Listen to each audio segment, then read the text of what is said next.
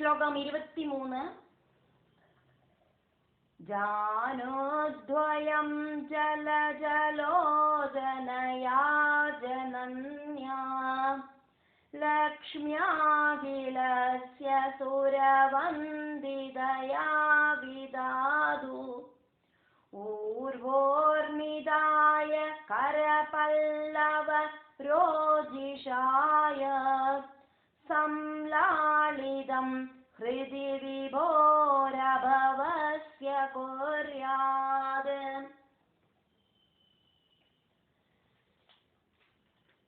जानुद्वयं जलज लोचनया जनन्या लक्ष्म्या अखिलस्य सुरवन्दितया विदादुः ऊर्वोः निदाय करपल्लव रोजिषा यद् संलालितं हृदि विभोः अभवस्य कुर्यात्। जानोद्वयं जलजलोचनया जनन्या लक्ष्म्याखिलस्य सुरवन्दितया विदादु ऊर्वोर्निदाय करपल्लवरोजिषाय संलालितं हृदि विभोरभवस्य कुर्यात्। அதுக்கப்புறமா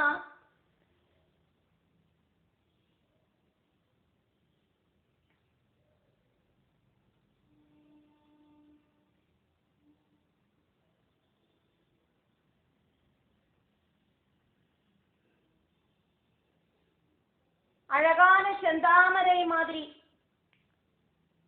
ரொம்ப ரொம்ப அழகா இருக்கிற கண்களோடு கூடின சர்வ தேவதைகளும் நமஸ்காரம் பண்ற அந்த லட்சுமி தேவிய உட்கார வச்சு அந்த லட்சுமி தேவியோடு கைகளால தாலோலிக்கப்படுற ஜனன மரணங்கள் இல்லாத பகவானோடு அந்த ஜானு துவயங்களை கால் முட்டுகளை தியானிக்கணும் அப்படின்னு இங்க சொல்லப்படுறது.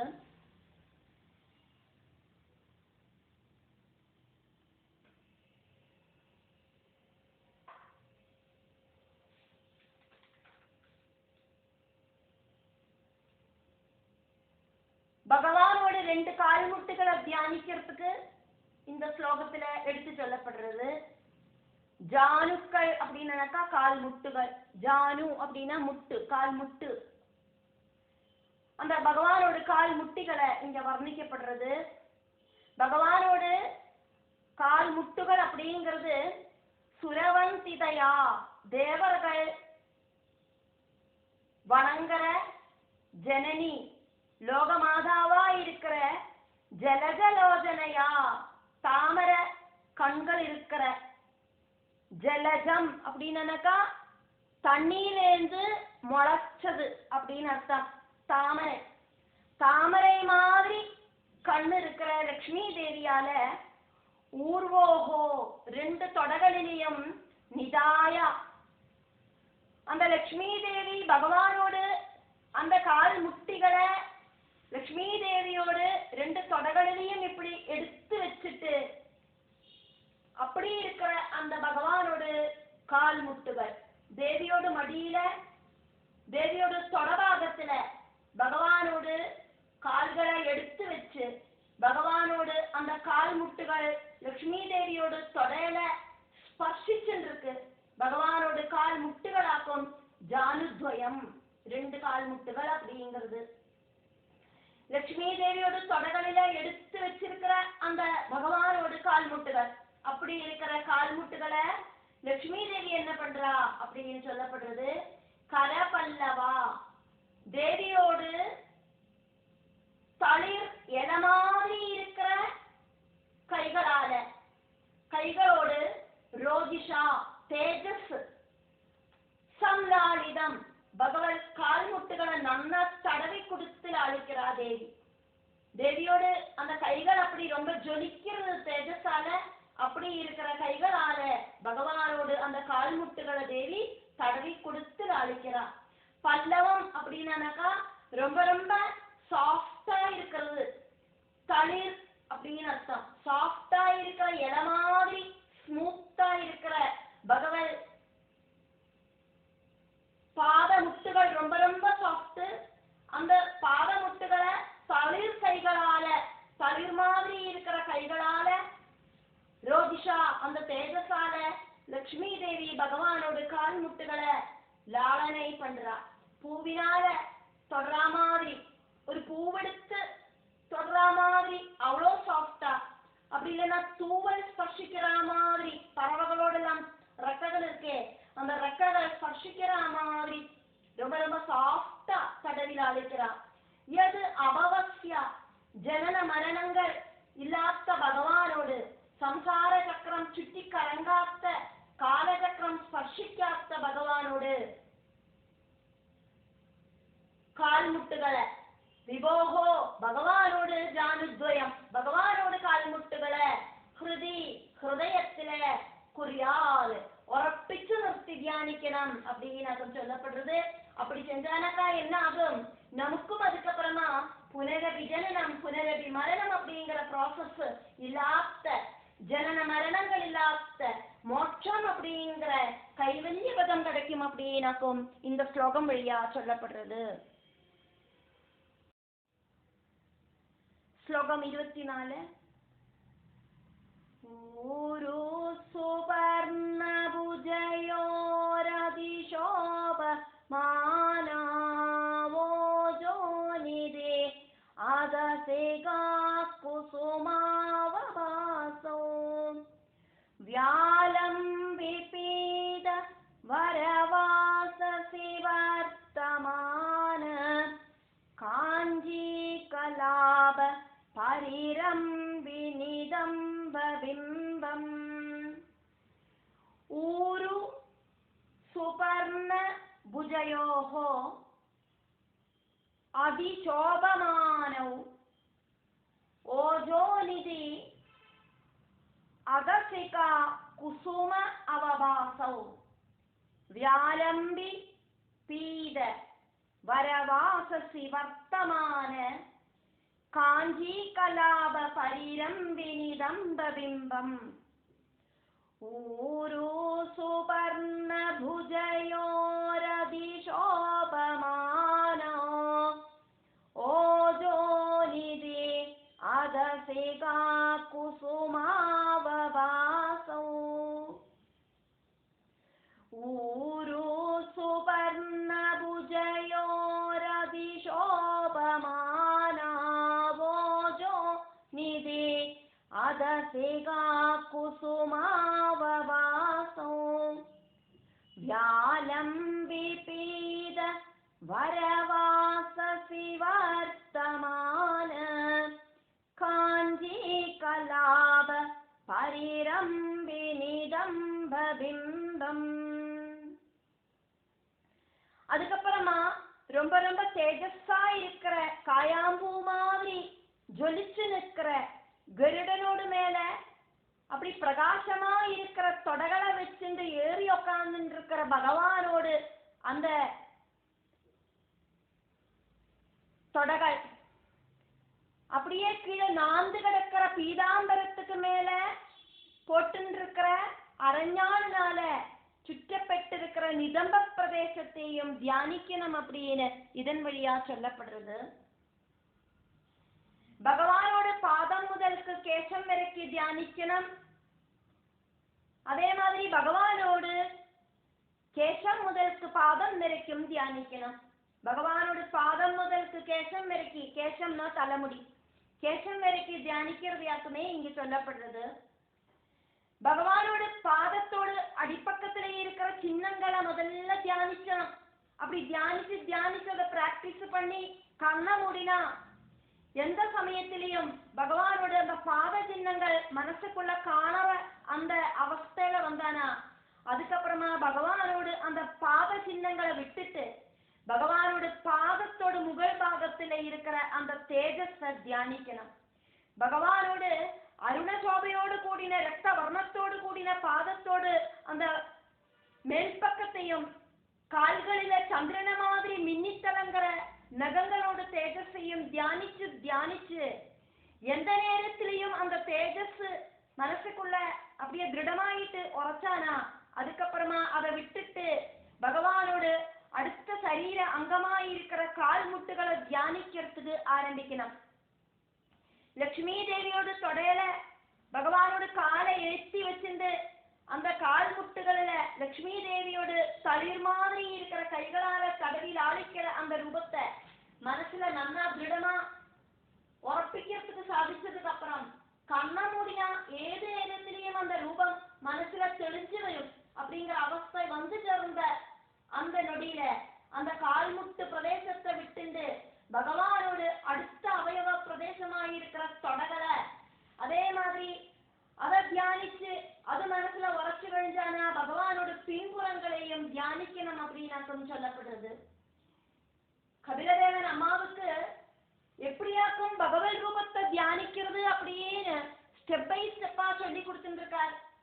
எல்கேஜி யூகேஜி இப்படி படிச்சு படிச்சு நிறைய விஷயங்களை எல்லாம் படிச்சு மனசுல உறப்பிச்சானா அதுக்கப்புறமா மறுபடியும் போய் எல்கேஜியில போய் உட்காந்துக்க வேண்டாம்.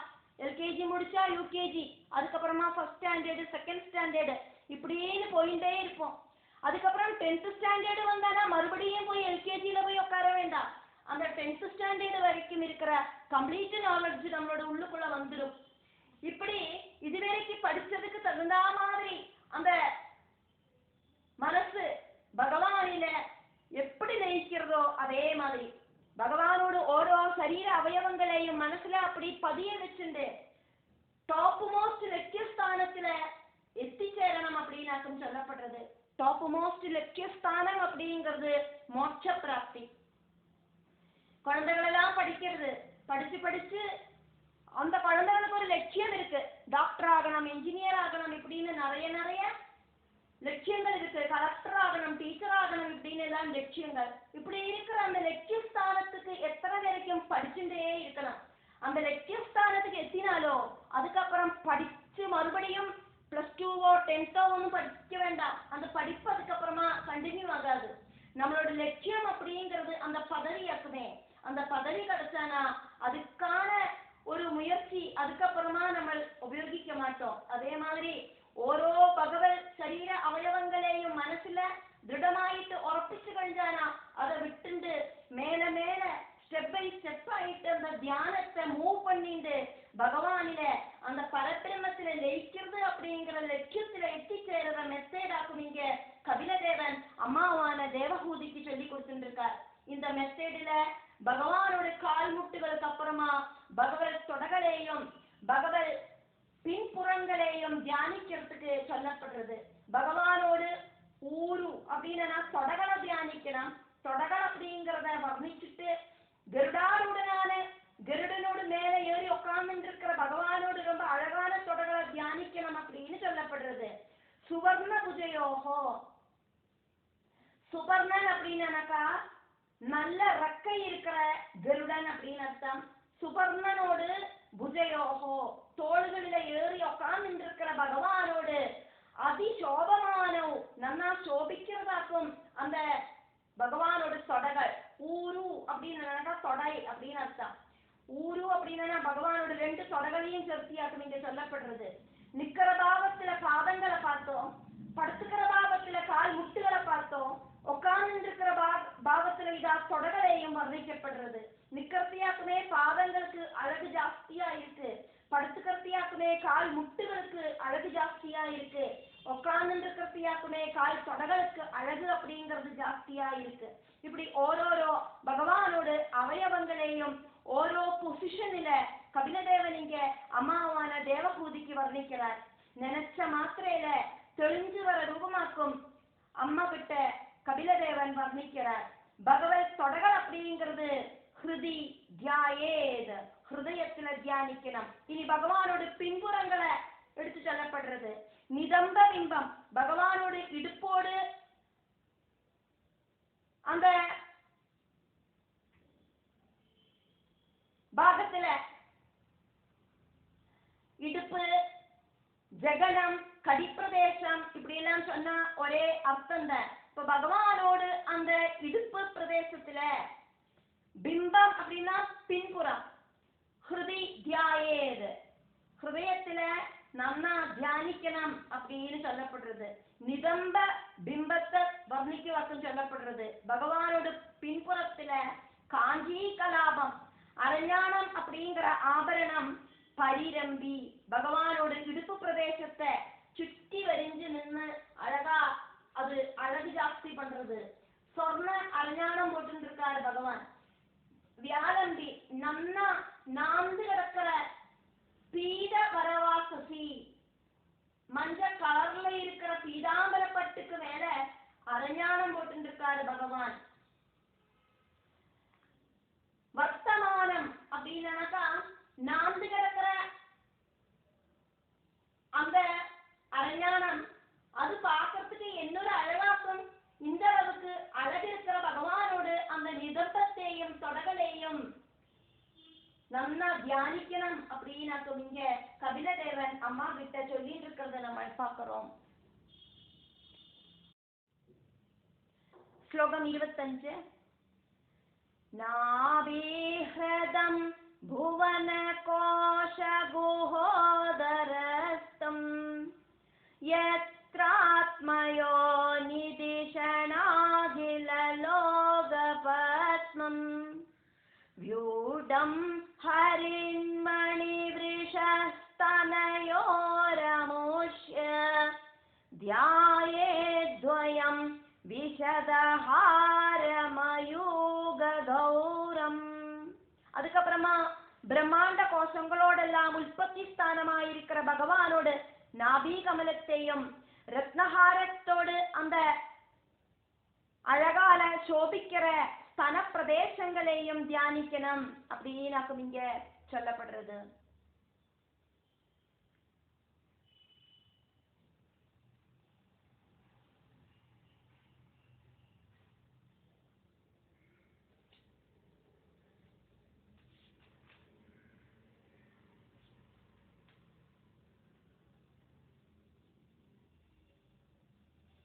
நாபிஹ்ரதம் புவனகோஷ குஹோதரஸ்தம் யத்ர ஆத்மயோனி திஷண அகில லோகபத்மம் வியூடம் ஹரின்மணி விருஷ ஸ்தனயோஹோ தியாயேத் துவயம் விஷதஹாரமயூக கௌரம். நாபிஹ்ரதம் புவனகோஷ குஹோதரஸ்தம் யத்ராத்மயோ நிதிஷணாகில லோகபத்மம் வியூடம் ஹரின்மணி விருஷஸ்தனயோரமுஷ்ய தியாயேத்வயம் விஷதஹாரமயூக கௌரம். பகவன் நாபியையும் ஸ்தனங்களையும் வர்ணிக்கப்படுறது. நாபி சொன்னா தொப்புள். பகவானோட திருமாலில தரிச்சிருக்கிற ஹாரங்களோட சோபையால மரகத பச்சையோடு ஹரின்மணி விஷம் அப்படின்னா மரதக கல்லோடு அந்த ஒரு சிரஷ்டதை அப்படி இருக்கிற மரதக பச்சையோடு கலர்ல இருக்கிற பகவானோட ஸ்தனங்கள். அந்த ஸ்தனங்களில நல்ல தூய்மையான ஒயிட் கலர்ல ஹாரம் தரிச்சுருக்கிற பகவான். அந்த ஹாரத்தோடு ஒயிட் கலர் பகவானோடு அந்த மரதக பச்சை கலர் இருக்கிற அந்த ஸ்தனங்களை ஸ்பஷ்டமாயிட்டு எடுத்து காட்டுறது. நாபிஹ்ரதம் பொக்கிள் அப்படிங்கிறது வர்ணிக்கப்படுறது. நாபி அப்படிங்கிற அந்த டீப்பான தடாகத்தை இங்க வர்ணிக்கப்படுறது. பகவானோட நாபியிலேருந்து தாமரைப்பூவாக்குமே உத்பவிக்கிறது. தாமரைப்பூ அப்படிங்கிறது இந்த பிரபஞ்சத்தோடு சிம்பால். பிரபஞ்சத்தோடு சிம்போலா இருக்கிற பகவன் நாபியாலாக்கும் இந்த உலகத்தோடு சிருஷ்டி அப்படிங்கிறது நடக்கிறது. பிரபஞ்சத்தோடு சிம்போலான பகவன் நாபியிலேந்து இந்த உலகத்தோடு சிருஷ்டி நடத்துற பிரம்மா உத்பவிச்சார். இந்த பிரபஞ்ச சிருஷ்டிக்கு காரணம் அப்படிங்கிறது பகவானோட நாபியாக்கும். பிரபஞ்சத்தோடு சிருஷ்டி நடத்துற பிரம்மா, பிரபஞ்சத்தோடு சிருஷ்டிக்கு தேவையான ரா மெட்டீரியல்ஸ் எல்லாம் உண்டானது அந்த பகவானோட நாபியான தாமரை பூவிலேந்தாக்கும். பகவானோட சங்கல்ப சக்தியால பகவானிலேந்தே பிரபஞ்சத்தை சிருஷ்டிக்கிறதுக்காயிட்டு பிரம்மாவும் பிரபஞ்ச சிருஷ்டிக்கு தேவையான பிரபஞ்ச தத்துவங்களும் உண்டாச்சு. அந்த அளவுக்கு இம்பார்ட்டன்ஸ் இருக்கிற பகவானோட நாபி அப்படிங்கிற டீப்பான அந்த தடாகத்தை, அந்த பொய்கைய இங்க வர்ணிக்கப்படுறது. தாமரைக்கு உண்டாகணமானா அதுக்கு ஒரு பொய்கை அப்படிங்கிறது கட்டாயம் வேணும். தண்ணியிலேந்தாக்குமே தாமரை ஜனிக்கிறது. பகவானோட நாபி அப்படிங்கிற பொய்கையிலேருந்து தாமரை பூவா இருக்கிற இந்த பிரபஞ்ச காரணமா இருக்கிற பிரபஞ்ச ரா மெட்டீரியல்ஸ் எல்லாம் உயர்ந்து வந்தது. புவன கோஷ குஹ உதரஸ்தம், பகவானோட உதரம், அதாவது வயறு அப்படிங்கிறது கோடானு கோடி உயிரினங்கள் ரொம்ப இருக்கிற அநேகம் கோடி பிரம்மாண்டங்களோட வாசஸ்தானமாக்குமே. அந்த பிரம்மாண்டங்களை எல்லாம் பகவானோட உதரத்துல பகவான் இப்படி மறைச்சு வச்சிருக்கார். அந்த உதரத்துல ஸ்திதி செய்யற பகவன் நாபி அப்படிங்கிற தாமரை பொய்கை, பகவானோட நாபிய பகவானோட திருவயர்ல தியானிக்கணும் அப்படின்னாக்கும் சொல்லப்படுறது.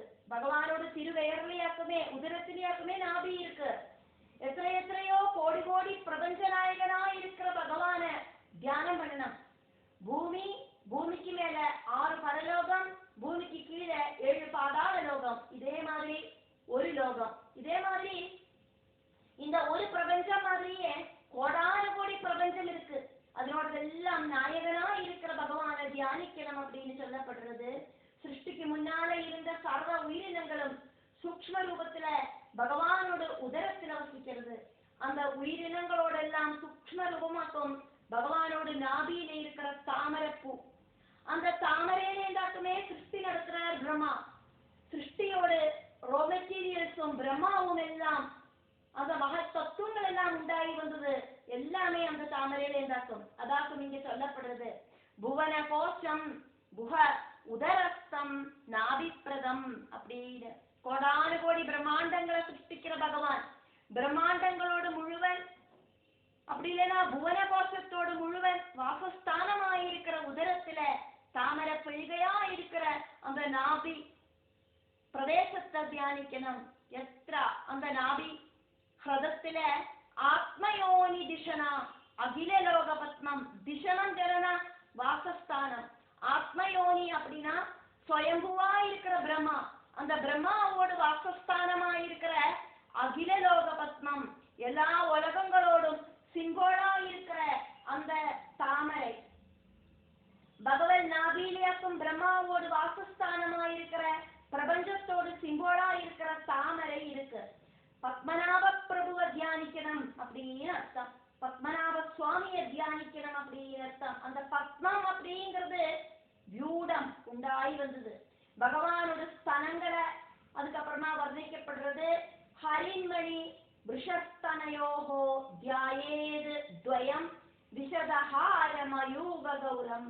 பகவானோடு துவயம் 2 ஸ்தனயோகோ ஸ்தனங்களையும் தியாயேது தியானிக்கணும்.